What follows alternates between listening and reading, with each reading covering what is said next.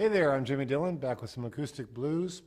I wanted to take some time to talk about turnarounds because obviously it's a big part of the blues, and a lot of people ask me, oh, I'd like to learn a couple different turnarounds, so I'm going to show them to you right now. Now we're in the key of E for the moment, but I'm actually going to jump around and show you how it works in several different keys. But I started out with kind of a train whistle sound. We've all heard that.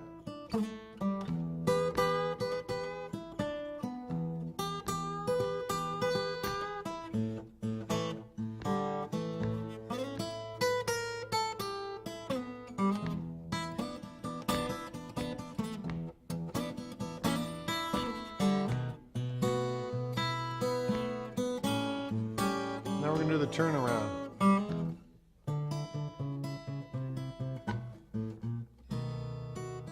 So turnaround in the blues is what gets you back to the one chord after you've played a verse or a solo or whatever it is. So obviously if we're coming down from the 5 chord, which is a B chord, the 7th, into an A, and then you come down on your E chord, you got to find a way to wrap it up and kind of finalize it, and that's a turnaround. Now the first one I'm going to show you is you got your pinky down here. I choose to do it with my pinky. I find it to be easy. You're on the 5th fret of the B string, so you got an E note. And then I take my 3rd finger and I put it on the 5th fret of the A string. So I've come down on my E chord and I go like this. Now you can do it, with a pick as well. I know some of you don't do finger picking, but that's fine. I would encourage you to try finger style on this.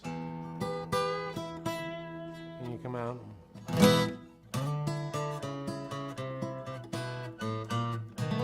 That's fine too. It works as well. But I prefer to do finger style, and I know we've covered that a little bit. So that's the first turnaround I'm going to show you. So I'm going to show you a second turnaround now. So let's go through that real quick though before I do. So once again, we slide up. Now what makes this turnaround effective is the drone. You've got the D note against an E.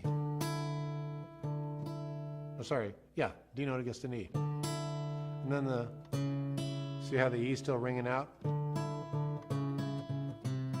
And sometimes I even let the high E go. It's one of the advantages of doing it in this position in the key of E. You get that.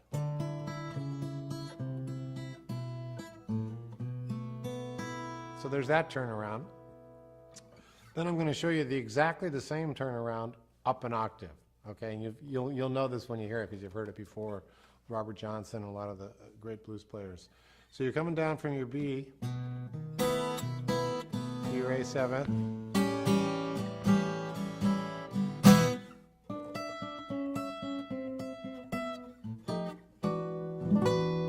I'll show you slowly how I accomplished that. I came down from the B note first, B chord, sorry, to your A7, and then I came down on the E note. I slid all the way up here.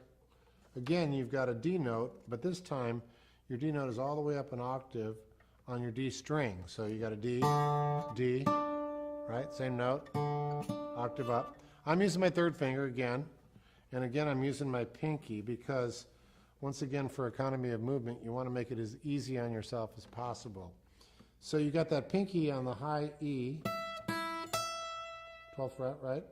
And then your D note on your high D with your 3rd finger. Be careful not to hit the strings in between, because that will ruin it. Doesn't work. You got to be precise with this. If you're doing it with a pick, you can still do it, down, up.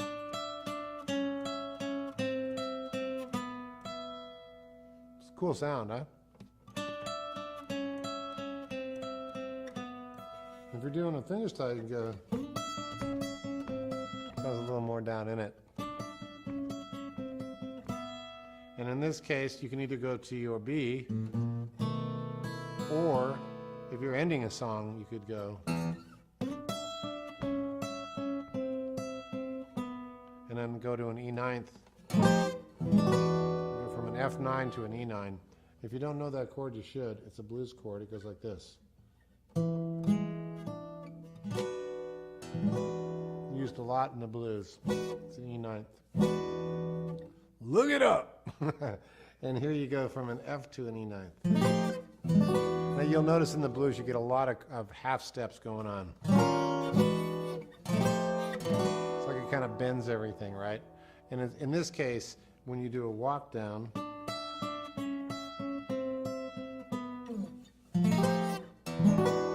the end. You know, it says it's over. And then now I'm going to show you yet one more turnaround in the same key in E. And this one is more of a folk blues. If you think about, you know, some of the early Leadbelly stuff, he was playing on a 12-string a lot. And this does work with the pick quite well. It works really well with the pick, actually, maybe even better.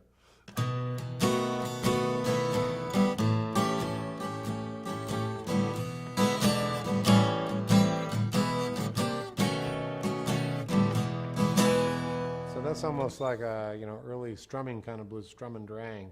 So we're coming down from the B, A7th, and then you go, it's an E7th.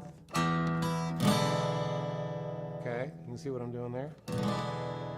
And then to an A7th. We all know that chord by now. And then a minor. Kind of very folksy. A minor to the E. And then I go once again a half step up. Kind of a nice ending there. That's a C ninth to a B ninth. And that works well if you hear the whole thing together.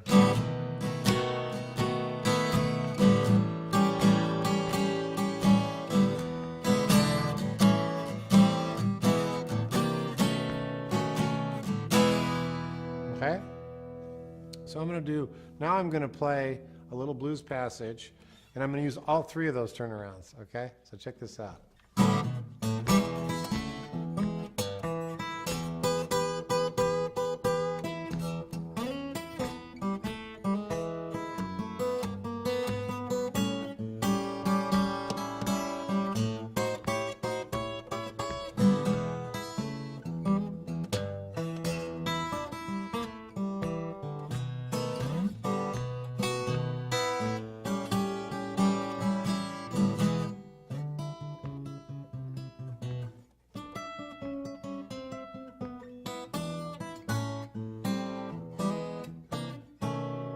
That's a good way to end it. You could just go, you could go like this.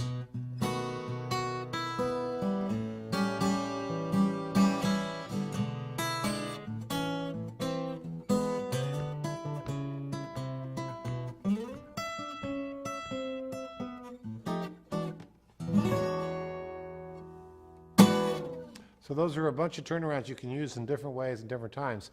Now the idea of learning more than one kind of turnaround, a million different ways to do each one of those, and I do them different every time. But it's nice to have a vocabulary of turnarounds.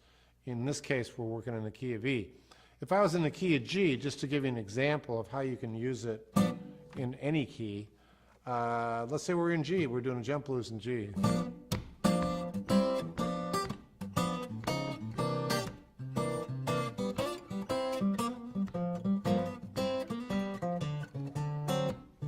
Coming down from your 5 to your 4, and then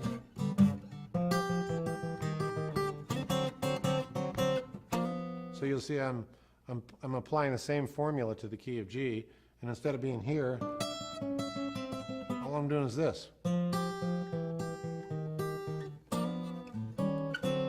if you're in the key of A, like a song like Key to the Highway,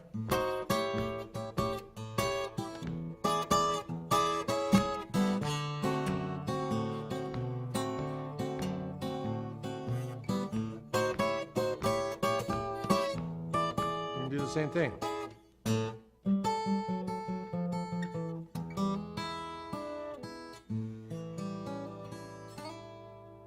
Okay, so there's an example of how to do turnarounds in acoustic blues. Now, I go into way deeper depth in this in my lessons, so come back and visit me, and I'll show you lots of other stuff.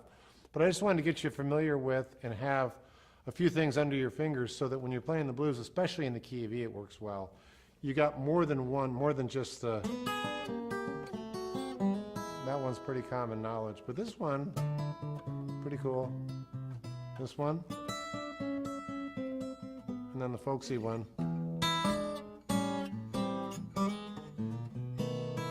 So now I'm going to play a whole passage in the key of E, and this is a bonus moment here, and I'm going to throw in some fun, cool licks and tricks for you, special sauce, and see what happens. I don't even know what's going to happen.